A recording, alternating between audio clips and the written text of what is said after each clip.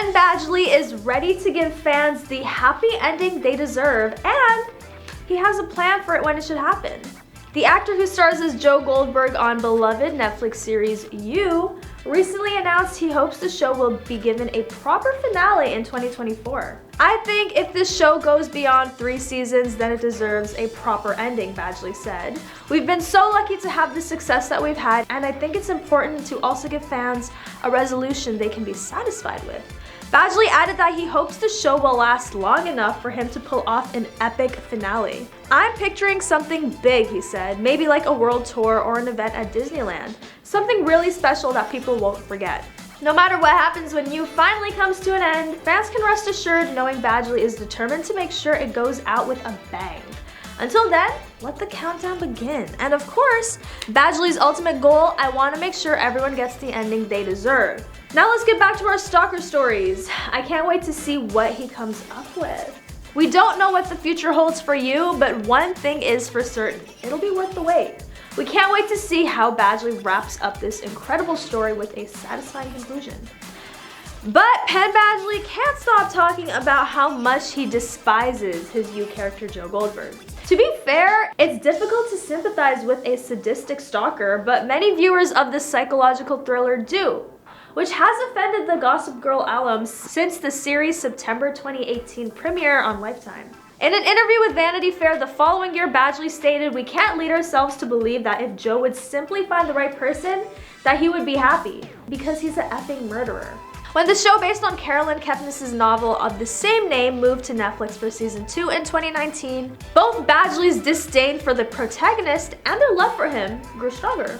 The John Exhaust should kick the bucket entertainer told BuzzFeed in 2020 that he felt monstrously tangled about the psychopathic job like clockwork, other than the period of following up on camera, which is among activity and cut. Fair enough, Badgley didn't like his Gossip Girl character either. I don't dislike Dan Humphrey at all.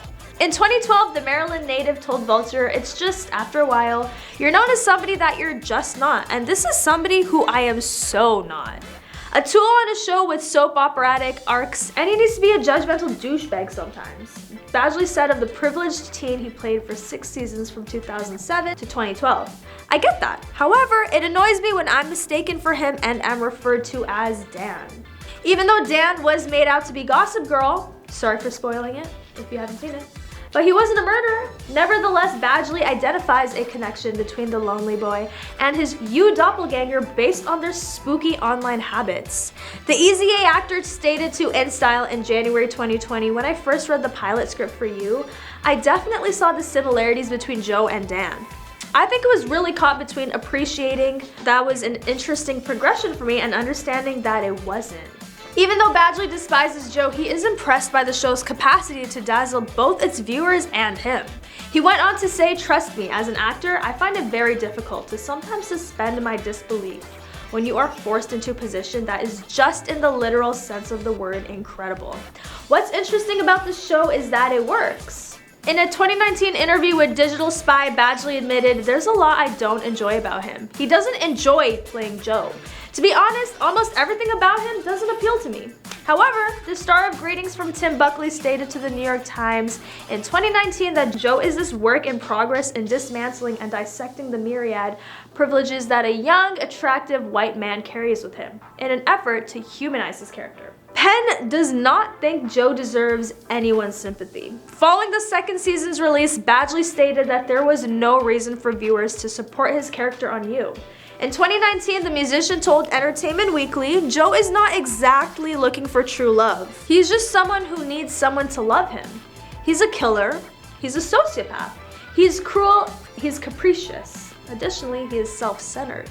However, the Slap alum explained to InStyle in January 2020 that he's actually in some ways made to be the perfect guy that does this really, to even say it's terrible is kind of an understatement thing. And that he understands the fascination of viewers with his character, who at times is so impossibly sympathetic and even honest and brave. He doesn't want Joe Badgley's fans to lust after Joe. Badgley has worked to prevent Joe from becoming a homicidal heartthrob. He has even blocked suggestive tweets from viewers who want him to kidnap them.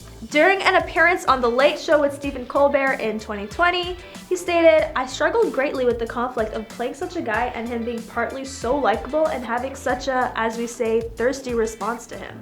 He stated to Vice in the same year that he felt as if every one of my greatest fears and hopes for people's engagement with the show came to be fulfilled, due to the crushes on his insane character. Some people's reactions included ignoring all of Joe's flaws and simply falling in love with him, which is the whole point of the show. Both gratifying and troubling it was. Badgley finds Joe challenging to play as a father. Penn invited his most memorable youngster, with spouse Domino Kirk, in September 2020, similarly as Joe turned into a first-time father in season 3. In October 2021, the Margin Call actor told Access Hollywood, "I was curious with my new fatherhood, how that would influence my experience with Joe and acting with him." He went on to say, "I was having a light and joyful experience, still am. Sometimes it was almost not helpful. Joe is so frightened. He's so afraid." According to him, the Bedford Diaries alum found the character to be just so morbid in his obsessive, sort of like self-preservation, primal instinct, even though he could identify with Joe's fears regarding his parents. Because of this, I almost found it harder at times. He thinks Joe can't be saved.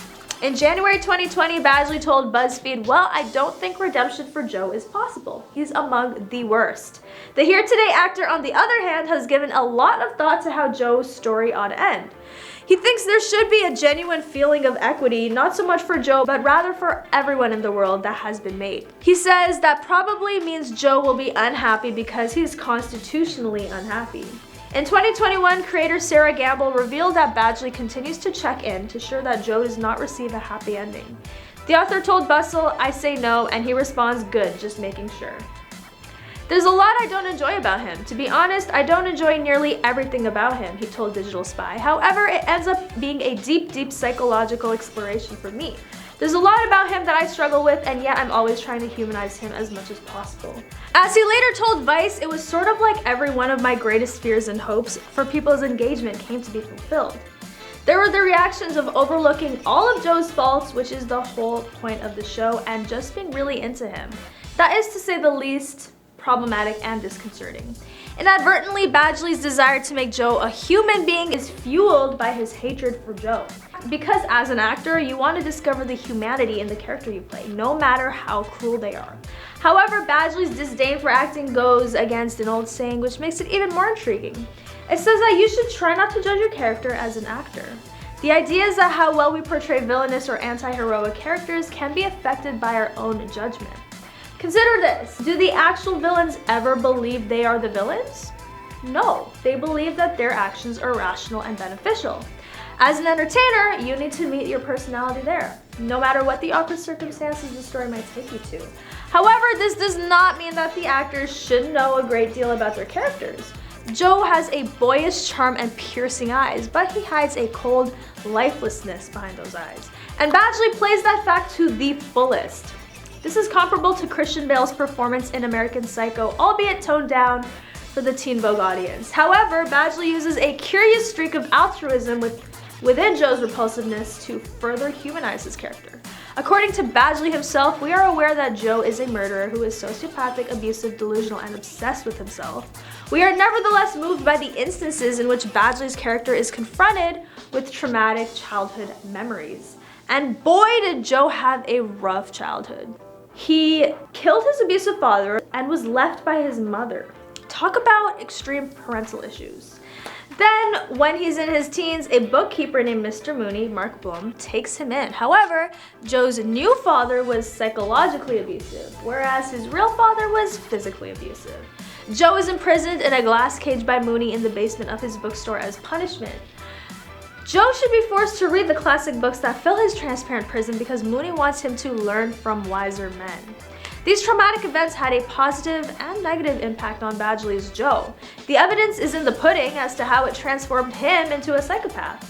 Joe, on the other hand, developed compassion for children as a result of the trauma that transformed him into a better man. In particular, those caught in crappy circumstances that help him to remember his own, as Paco or Ellie. Badgley, on the other hand, has the opportunity to burst into an effective wave of emotions whenever Joe perceives that they are in danger. He transforms the psychopathic tendencies of his character into something resembling altruism. albeit murderous altruism. The internet has differentiated between Badgley's Joe and Michael C. Hall's Dexter Morgan due to this altruistic aspect. However, Joe's not a serial killer in and of himself, despite the fact that he kills bad guys. He doesn't know the hard line between right and wrong like Dexter does. Well, Joe is still a terrible sociopathic stalker who is just a twisted little psychopath, no matter how hard he tries to protect the innocent.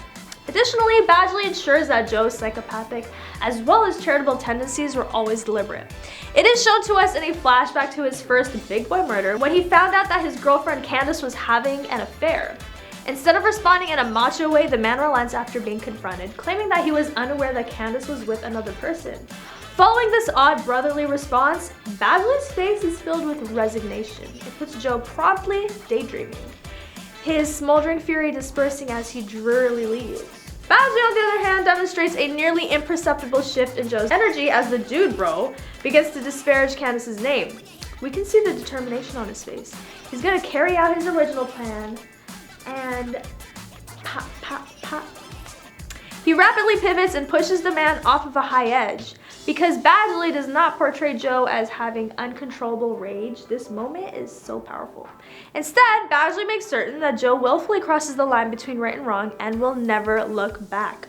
Although the first season of You premiered on Lifetime, a network devoted to melodramatic cheesiness, it's now available on Netflix. That sensibility is evident in each and every episode of You. However, Joe Goldberg, played by Penn Badgley, is not a melodramatic maniac who commits passion crimes.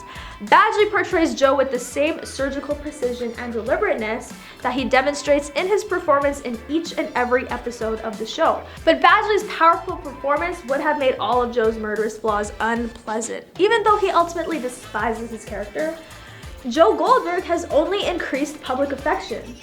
I've been watching the new season of You, and honestly, if I were playing Joe, I would most definitely despise him too. He's extremely twisted, and obviously is followed by misfortune no matter how much he tries to change.